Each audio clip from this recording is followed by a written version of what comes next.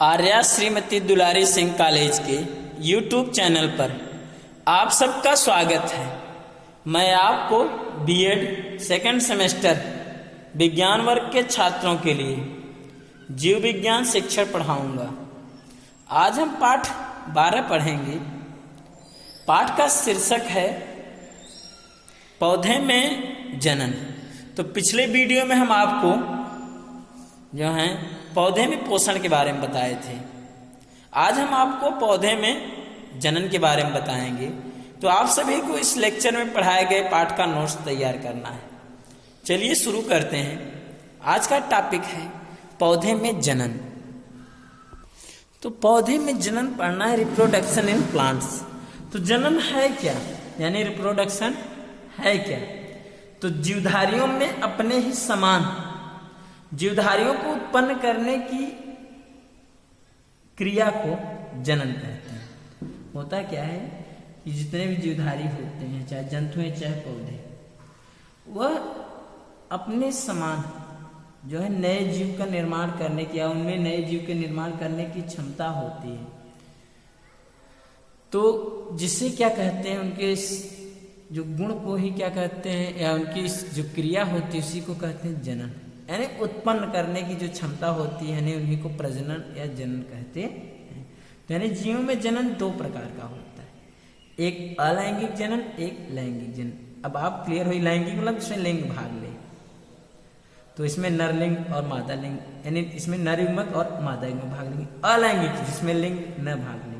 होता क्या है कि जो अलैंगिक होते हैं, अलैंगिक जनन होता क्या है, इसको एसेक्सुअल रिप्रोडक्शन कहते हैं। तो यह जो अलैंगिक जनन होता है, यह इसमें एकल जीवधारी द्वारा यह संपन्न होता है। यानी कहने में इसमें डबल जीवधारी की जरूरत, लेकिन लैंगिक में एकल जीवधारी द्वारा भी हो सकता है, दो जीवधारी द्वारा भी हो सकता है। यानी कहने में कि इसमें नर और मादा की बात नहीं रहेगी, लेकिन इसमें क्या होंगे कि एक नर होंगे एक मादा होंगी। या तो अगर जीवधारी दुलिंगी भी है, कुछ जीवधारी दुलिंगी भी रहते हैं, नर और मादा दोनों जनन उसमें पाए जाते हैं, तो भी वो क्या करते हैं कि नए जीव का निर्माण कर लेते हैं। तो उन्हें लैंगिक, तो यानी दुलिंगी है तो भी वहां पर लैंगिक जनन। यानी लैंगिक जनन में क्या होता है, नर और मादा युग्मक आपस में मिलकर के निषेचन द्वारा नए जीव निर्माण करते हैं, उन्हें लैंगिक। अलैंगिक में क्या होता है, क्योंकि इसमें एकल जीवधारी द्वारा संपन्न होती है। यानी जब जीव के शरीर का कोई भाग अथवा जीव के शरीर में बनी कोई विशेष रचना, होता क्या है कि जीव के शरीर का कोई भाग, यानी कोई भाग यानी शरीर का पार्ट ही अलग हो जाए, या शरीर के अंदर कुछ विशेष रचना बन जाए, जैसे बीजाणु वगैरह बने, तो उसी से ही, या कुछ स्पेशल जो है बीजाणु बने या मुकुल बने, तो जिससे जब नए जीव निर्माण हो, यानी विशेष रचना द्वारा, तो उसी को ही अलैंगिक जनन कहते हैं। अच्छा, अलैंगिक जनन द्वारा जो नया जीव बनता है, तो वह यानी जो नया जीव बनता है वो अपने मातृ जीव के यानी मातृ पौधे के समान होता है, जिनसे उसका निर्माण होता है उसी के समान, यानी उसी का क्लोन होता है। क्यों होता है? क्योंकि उसी के शरीर के ही भाग अलग होकर के नए जीव का निर्माण कर रहे हैं। इसलिए जो बनी संरचना होती है, नई संरचना, वो अपने जो होते हैं मातृ पौधे का क्लोन होता है, प्रतिरूप होता है। क्यों होता है? क्योंकि उसमें जो आनुवंशिक लक्षण होते हैं वह अपने पैतृक के बिल्कुल समान होते हैं, माता पिता के बिल्कुल समान होते हैं, इसलिए उनको क्लोन मान। लेकिन लैंगिक जनन में क्या होता है, लैंगिक जनन में युग्मक बनने से पहले जो है उसमें अर्धसूत्री विभाजन होता है। तो अर्धसूत्री विभाजन में क्या होता है कि जीनों की अदला बदली होती है। तो जब जीनों की अदला बदली हो जाती है तो जो नया जीव बनता है वो अपने पैतृक के समान बिल्कुल नहीं होता, यानी अपने जो उसमें कुछ न कुछ क्या होते हैं कि अंतर अपने जो है पैतृक लक्षण से यानी भिन्नता उत्पन्न होती है। तो लैंगिक जनन से भिन्नता उत्पन्न हो जाती है। अब अलैंगिक जनन की विधियां बताएंगे कि अलैंगिक जनन कितनी विधियां होती हैं। तो आप क्लियर हो गए होंगे कि जनन है क्या। जीवधारी में अपने ही समान जीवधारियों को उत्पन्न करने की क्रिया को ही जनन कहते हैं। तो या तो हम और स्पेशली कर सकते हैं कि जनन है क्या। तो जब कोई जीवधारी अपने समान नए जीव की उत्पत्ति करता है, तो उससे जनन होता क्या है कि अपनी वंश परंपरा को बनाए रखने के लिए या अपने अस्तित्व को बनाए रखने के लिए जीव अपने समान नए जीव को उत्पत्ति करता है, जिसे जीव में जनन कहते हैं। अगर पौधे से चूंकि होता क्या है कि आम से आम, नीम से नीम, पीपल से पीपल, मनुष्य से मनुष्य, कुत्ता से कुत्ता, बिल्ली से बिल्ली, चूंकि अपने समान नए जीव की उत्पत्ति करता है, इसलिए जनन कहते हैं। तो जीवों में जनन, अब यहाँ पर पौधे, चूंकि आपको पौधे में पढ़ना है तो पौधे में दो प्रकार जनन, अलैंगिक जनन, ना लैंगिक जनन। अलैंगिक जनन में जब जीव के शरीर कोई भाग अथवा जीव के शरीर में बनी कोई विशेष रचना नए जीव का निर्माण करती है तो उसे अलैंगिक जनन कहते हैं। अलैंगिक जनन की निम्नलिखित विधियां होती हैं। कौन कौन सी? विखंडन या दूसरा मुकुलन, तीसरा बीजाणु जनन, चौथा बहुखंडन, फिर इसका पांचवा खंडन, छठवां कायिक प्रवर्धन। अब आप विखंडन या इसको द्विविभाजन कहते हैं। इसमें होता क्या है कि जीव का शरीर जो होते हैं दो पार्ट में बढ़ता है, जैसे अमीबा, यूग्लिना, पैरामीशियम जीवाणु, इसमें विखंडन द्वारा होता है। यह तो सब एक कोश की होते हैं, तो पहले इसमें केंद्रक का बंटवारा होता है और केंद्रक के साथ साथ कोशिका द्रव्य भी दो भागों में बढ़ जाती है, जो कि नए जीव का निर्माण कर देती है।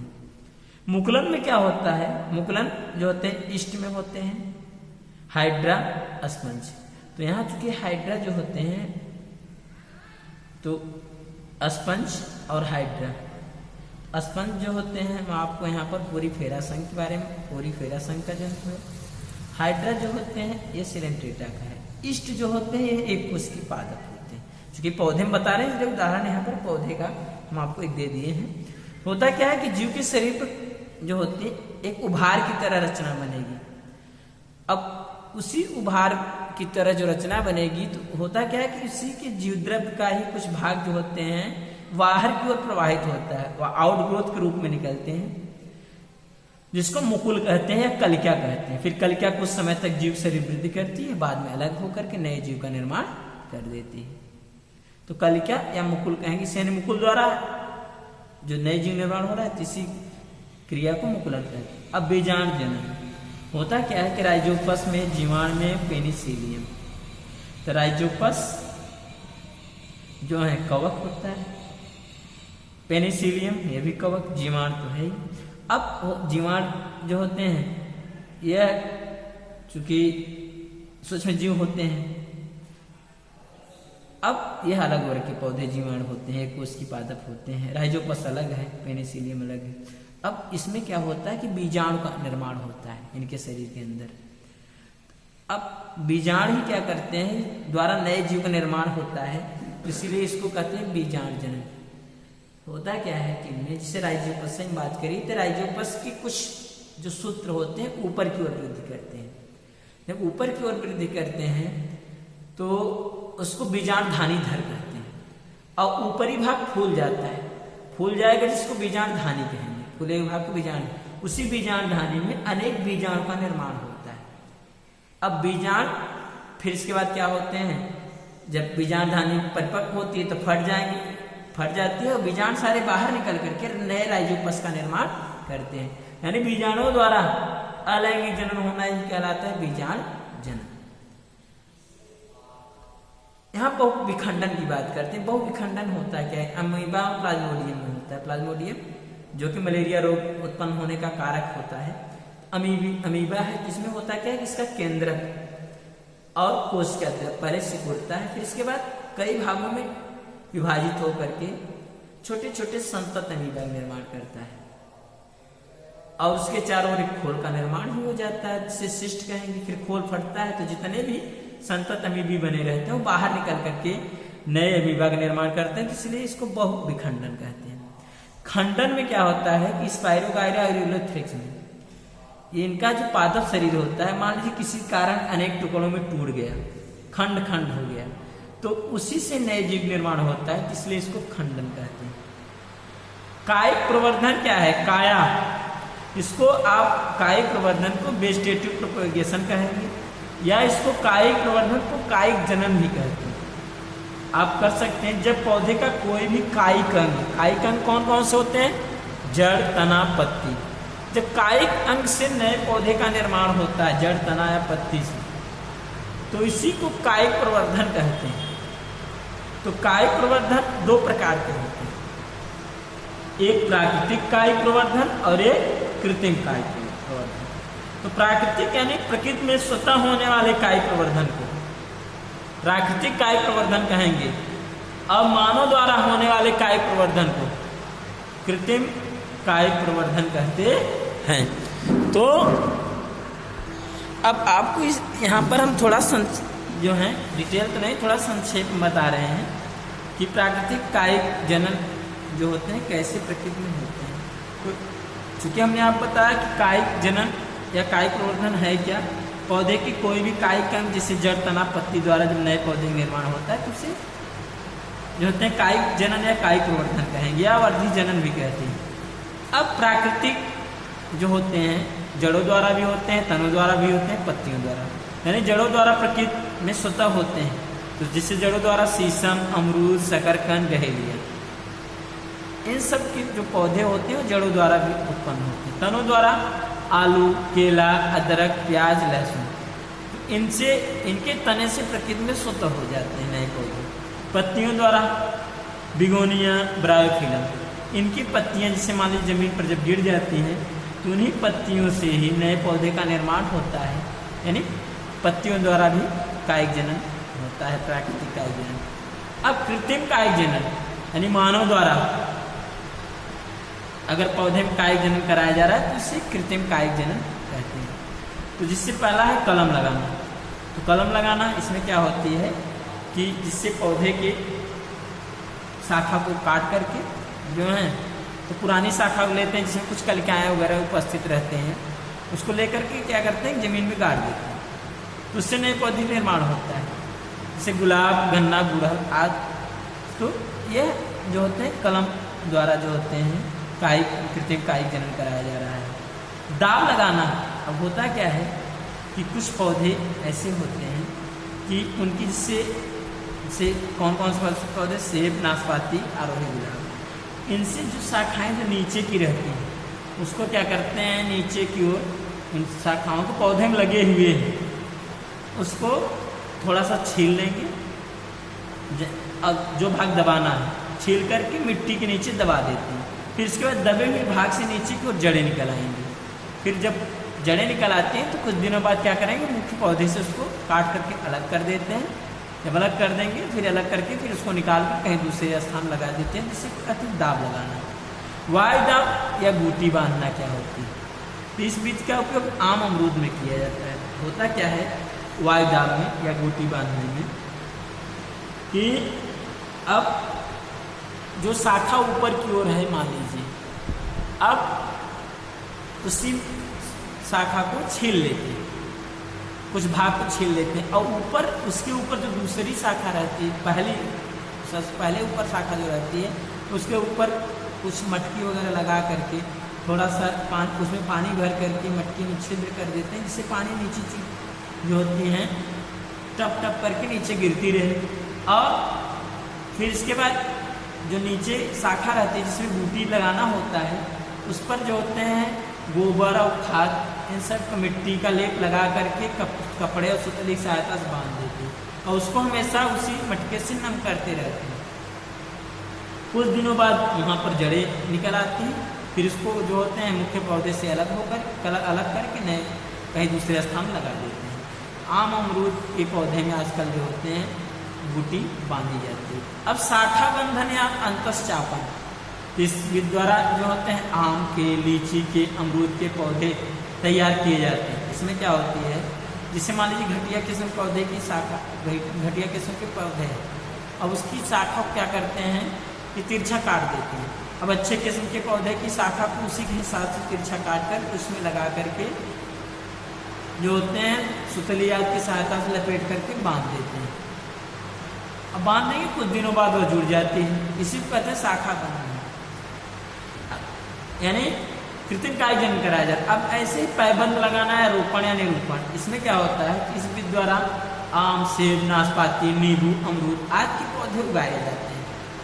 इसमें क्या करते हैं कि इससे घटिया किस्म का पौधा है, अब उसमें मुख्य उसमें उस पौधे को मिट्टी से कुछ सेंटीमीटर ऊपर तने को काट करके उसमें भी के आकार की खांच बना लेंगे। अब उस खांच में फिट होने के हिसाब से एक अच्छे किस्म के पौधे की शाखा को ले जा करके लगा देते हैं और लगा करके सुतली आग की सहायता से लपेट कर बांध देते हैं। कुछ दिनों बाद वह भी जुड़ जाती। ऐसे ही एक कलिका रोपण होता है। गुलाब, नाशपाती, संतरा में कलिका रोपण किया जा रहा है। इसमें क्या करेंगे कि जो है जिस पौधे में कलिका रोपण किया जाना है, तो मान लीजिए कोई घटिया किस्म का पौधा है, अब उसके तने में जो होते खांच बना लेते हैं। मान लीजिए कि खांच बना ली, त्रिभुज के आकार की खांच बना लेते हैं। अब जिस पौधे को उसमें रोपित करना है, उस पौधे की कलिका यानी अच्छे किस्म के पौधे की कलिका को ले जाकर के उसमें लगा करके चारों तरफ से जो होते हैं सुतली या टेप वगैरह से चिपका देते हैं किनारे किनारे से। कुछ दिनों बाद वो भी क्या होती है, जुड़ जाती है। यह प्रक्रिया गुलाब, नाशपाती, संतरा के पौधे में की जा रही है। सूक्ष्म प्रवर्धन, यह जो होते हैं सूक्ष्म प्रवर्धन जो माइक्रो प्रोपगेशन है, तो यह जो होते हैं वैज्ञानिक विधि द्वारा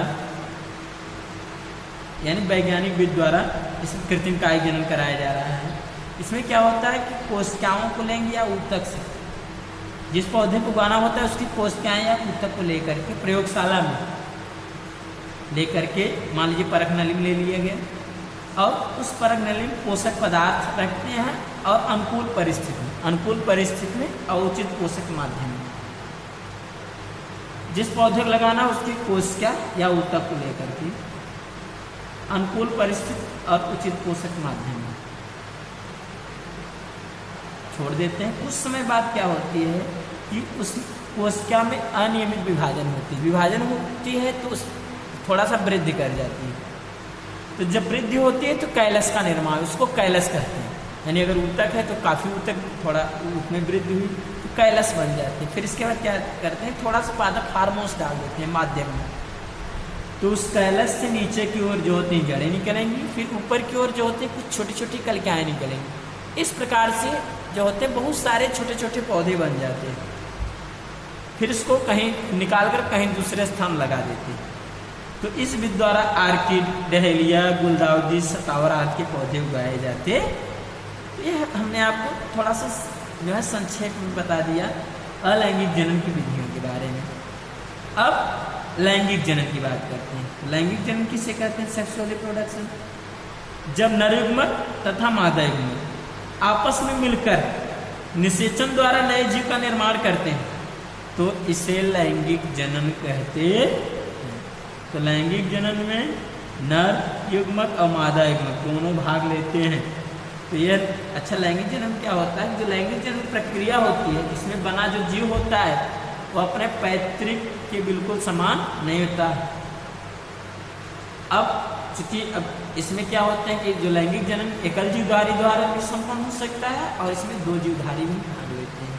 यानी अगर एक लिंगी है तब तो दो भाग लेंगे और अगर दो लिंगी है एक भी भाग ले सकते हैं। लेकिन किसी किसी में क्या होते हैं, दो लिंगी रहते हुए भी अगर उसमें मान लीजिए कि भिन्न काल पक्वता पाई जा रही है, यानी अलग अलग समय पर नर जननांग और मादा जननांग परिपक्व होते हैं, तो भी क्या होती है, दो जीवधारी की जरूरत पड़ जाती है। अब आगे देखते हैं।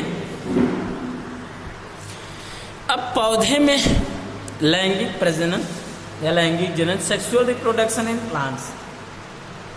तो जो आवृत बीजी पौधे हैं इनमें पुष्प पौधे का जनन भाग होता है। क्योंकि पुष्प में ही नर जननांग और मादा जननांग होते हैं, इसलिए पुष्प ही क्या होते हैं, पौधे के जनन भाग होते हैं। तो पुष्प में नर जनन अंग के रूप में पुंकेसर और मादा जनन अंग के रूप में अंडप या स्त्री केसर होते हैं। तो पुष्प में पुंकेसर एक या एक से अधिक होते हैं। पुष्प में जो पुंकेसर होते हैं एक या एक से अधिक होते हैं और सभी पुंकेसरों को एक साथ पुमंग कहते हैं। यानी पुमंग क्या होते हैं, नरजनांग होते हैं। क्योंकि नरजनांग में कई पुंकेसर भाग लेते हैं। इसी प्रकार अंडपों या स्त्री केसरों की संख्या एक या एक से अधिक हो सकती है। इसके समूह क्या कहते हैं, जायंत होते हैं। वैसे तो पुष्प में जो होते हैं मुख्य रूप से चार भाग होते हैं। एक बाह्य दलपुंज, दूसरा दलपुंज, तीसरा जो होते हैं पुमंग। पुमंग जो होते हैं अनेक पुंकेसरों के समूह को कहते हैं और जायान यानी अनेक स्त्री केसरों के समूह को जाया करती है। अब बात कर चूंकि अब यही क्या होते हैं, पुष्प में पौधे के जनन अंग हो, पुष्प जो होते हैं पौधे का जनन भाग होता है। तो नर जनन अंग पुंकेसर और मादा जनन अंग अंडक या स्त्री केसर। अब बात परागण की, पॉलिनेशन है क्या। तो अब चूंकि होता क्या है कि निषेचन के पहले परागण होता है पौधे में, पुष्पी पौधे में। तो वह क्रिया जिसके द्वारा एक पुष्प के परागकण अपने ही जात के पुष्प के वर्तिकाग्र पर पहुंचते हैं उसे परागण कहते हैं। तो निषेचन के लिए परागण आवश्यक होती है। अब पुष्पों में परागण दो प्रकार से होता है। होता क्या है, जो परागकण होते हैं यह नर युग्मोद्भिद की प्राथमिक कोशिका होती है। इनको जो होते हैं लघु बीजाणु भी बोलते हैं। अब इसी से परागकण से नर युग्मक का निर्माण होता है। तो नर युग्मक क्योंकि अब ये जब पहुंचेंगे मादा युग्मक के पास तभी तो निषेचन होगा। तो अब होता क्या है कि नर युग्मक को पहुंचना है मादा युग्मक के पास। तो इसके लिए क्योंकि जो हमने आप बताया कि अंडक या स्त्री केसर, अंडक या स्त्री केसर में 3 भाग होते हैं, वर्तिका और अंडाशय। तो परागकणों का वर्तिकाग्र पर पहुंचना ही क्या कहलाता है, परागकण कहलाता है। तो आपको क्लियर कर दिए कि निषेचन के लिए परागण आवश्यक होती। तो परागण 2 प्रकार से होता है, एक स्वपरागण यानी सेल्फ पॉलिनेशन, एक पर परागण होता है जिसको क्रॉस पॉलिनेशन कहते हैं। तो स्वपरागण में क्या होता है कि जैसे मान लीजिए एक पुष्प का परागकण है किसी, अब उसी पुष्प के वर्तिकाग्र पर पहुंची अथवा उसी पौधे के दूसरे पुष्प के वर्तिकाग्र पर पहुंचता है तो इसे स्वपरागण। स्वपरागण में क्या होता है कि पुष्प तो चेंज हो सकता है पौधे का, एक पौधे का पुष्प दूसरे पुष्प पर पहुंच सकता है उसके परागकण, लेकिन पौधा चेंज नहीं होगा, इसे स्वपरागण कहेंगे। यानी स्वपरागण में यानी एक एक पुष्प का परागकण उसी पुष्प के वर्तिकाग्र पर पहुंचता है या तो उसी पौधे के दूसरे पुष्प के वर्तिकाग्र पर पहुंचता है, तब उसे स्वपरागण कहते हैं, यानी पौधा चेंज नहीं होगा। पर परागण क्रॉस पॉलिनेशन इसमें क्या होता है, पौधा चेंज होगा लेकिन जात नहीं चेंज होती। यानी एक पुष्प के परागकण जब अब एक ही यानी उसी जात के दूसरे पौधे के पुष्प के वर्तिकाग्र पर पहुंचती है तो उसे क्या कहते हैं, पर परागण। यहाँ देखिए दिए हैं कि इस पौधे इस बीच में एक पुष्प के परागकण अपने ही जात के किसी अन्य पुष्प के वर्तिकाग्र, अन्य पुष्प मतलब किसी दूसरे पौधे के पुष्प के वर्तिकाग्र पर पहुंचते हैं, इसे पर परागण कहते हैं। इस क्रिया में 2 भिन्न पुष्प भाग लेते हैं, यानी दूसरे 2 पौधे भाग लेंगे। परागण वायु जो पर परागण होती है वायु द्वारा भी हो सकती है, जल द्वारा, कीट द्वारा व जंतुओं द्वारा होती है। स्वपरागण की स्वतः हो रही है। अब पर परागण के लिए माध्यम की जरूरत पड़ती है। तो चूंकि हमने आप बताया परागण के लिए जो होते हैं सारी निषेचन के लिए परागण आवश्यक होते हैं। तो जो परागकण होते हैं, अब परागकण में होता क्या है कि एक जो हैं होते हैं जनन केंद्रक और एक होते हैं वर्धि केंद्रक। तो आपको बताएं कि होता क्या है कि जिससे परागकण है तो परागकण होता क्या है कि गोलाकार रचना में होता है। इसमें 2 भित्तियाँ होती हैं, या बाहरी भित्ति जिसको वाह्यचोल कहते हैं या बाहरी भित्ति जो कि खुरदुरी होती है। भीतर की भित्ति जो होती है या पतली होती है, बाहर भित्ति मोटी और खुरदुरी भीतर की भित्ति होती है पतली होती है, थोड़ा चिकनी होती है। यह होता है तो वाह्यचोल, बाहरी भित्ति जो होती है वाह्यचोल कहते हैं। और भीतरी भित्ति जो होती है पतली होती है इसको अंतःचोल कहते हैं। और इसके अंदर जो होते हैं एक वर्धि केंद्रक होते हैं, वर्धि केंद्रक, और एक होते हैं जनन केंद्रक, 2 होते हैं जनन केंद्रक। तो अब ध्यान दीजिएगा, यह क्योंकि वाह्यचोल में ही कहीं कहीं पर छिद्र होते हैं जिसे जनन छिद्र कहते हैं। अब परागकण जो होते हैं, केयर करिए, यही जो जनन छिद्र होते हैं, जनन केंद्रक जो होते हैं, यह 2 नर युग्मक का विभाजित होकर के 2 नर युग्मक बनाते हैं। जनन केंद्रक से 2 पहले जनन केंद्रक क्या करती है कि अपने चारों कोशिका द्रव्य एकत्रित करके बनाती है जनन कोशिका, और जनन कोशिका 2 भागों में बट करके बनाते हैं 2 नर युग्मक। तो यानी जनन केंद्रक जनन कोशिका का निर्माण करके, पहले क्या करती है, कोशिका द्रव्य एकत्रित करके बना लेती है जो है जनन कोशिका, और जनन कोशिका से 2 नरयुग्मक का निर्माण होता है। अवर्धी केंद्रक सहित कोशिका द्रव्य को वर्धी कोशिका कह सकते हैं। अब यह परागकण जो होती है 3 कोशिका युक्त हो गया। केयर करिए, 2 नरयुग्मक 2 कोशिका और एक वर्धी केंद्रक सहित कोशिका द्रव्य क्या हो गई, वर्धी कोशिका, यानी 3 कोशिका युक्त जो होती है, यही परागकण जो होती हैं परागण क्रिया के द्वारा पहुंचती है वर्तिकाग्र पर। अब आपको हम निषेचन बता रहे हैं, निषेचन होता क्या है। सबसे पहले परागकण की संरचना थोड़ा सा डिफाइन कर दिए कि अब हम यहाँ पहुँचती है कहाँ, वर्तिकाग्र पर। यह पहुँच गई। अब वर्तिकाग्र से स्रावित जो तरल पदार्थ होती है उसको अवशोषित करके, कुछ मैलिक अम्ल युक्त होता है तरल पदार्थ, उसको अवशोषित करके यानी शर्करा युक्त होता है, कुछ मैलिक शर्करा युक्त तरल पदार्थ होता है, उसको अवशोषित करके फूल जाती है। फूलने के बाद क्या होती है कि जो वह जनन छिद्र, किसी जनन छिद्र को फाड़ करके जो वही वर्धी केंद्रक होता है, इसको नलिका केंद्रक भी कहते हैं, एक नली के रूप में बाहर निकलती है। जब नली के रूप में बाहर निकलती है तो इसी कहते हैं पराग नली। यह किस रूप में हो गई, यह हो गई पराग नली, पराग नली।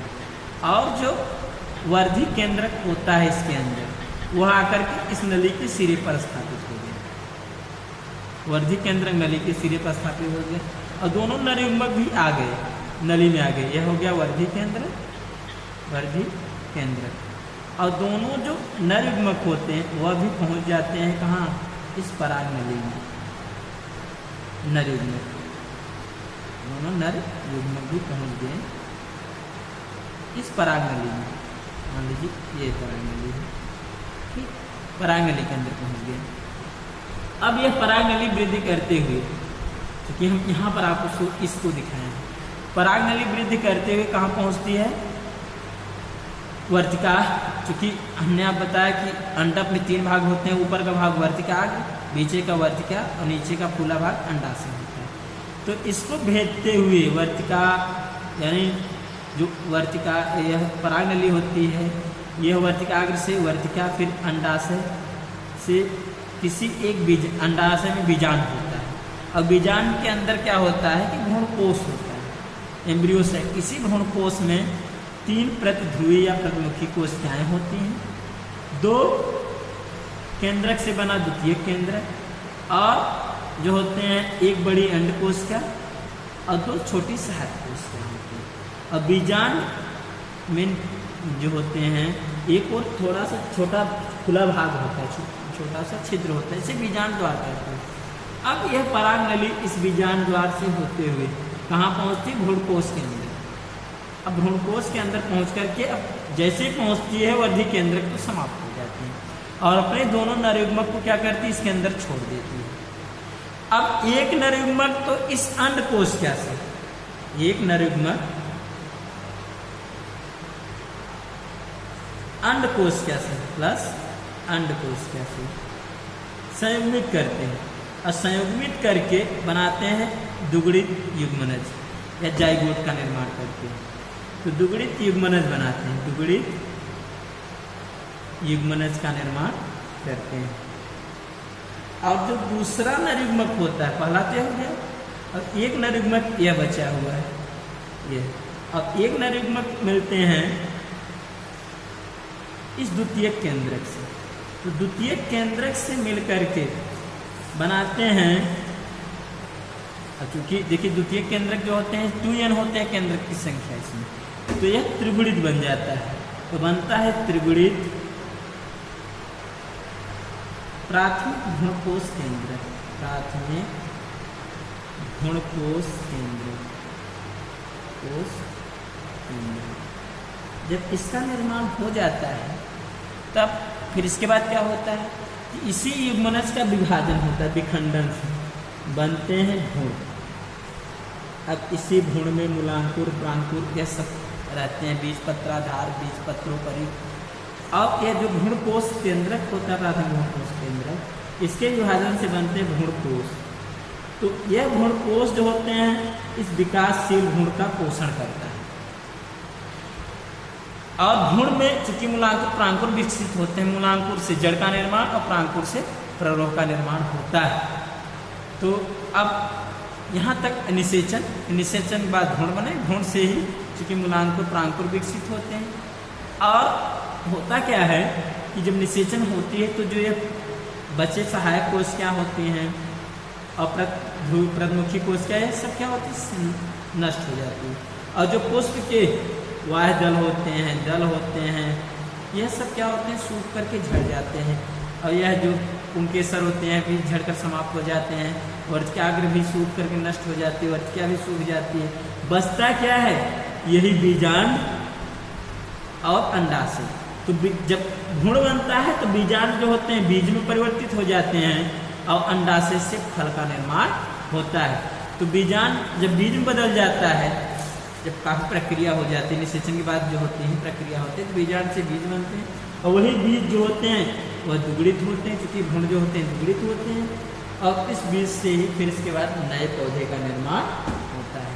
तो इस प्रकार से हम आपको पुष्पी पौधे में निषेचन बताए। तो आज हम आपको जो है पौधे में जनन के बारे में बताए। तो आशा करते हैं आज का हमारा वीडियो आपको अच्छे से समझ में आ गया होगा और आप इसको अच्छी तरीके से तैयार भी कर लेंगे। तो अगले वीडियो में हम आपको जंतुओं में पाचन के बारे में बताएंगे। तब तक के लिए धन्यवाद।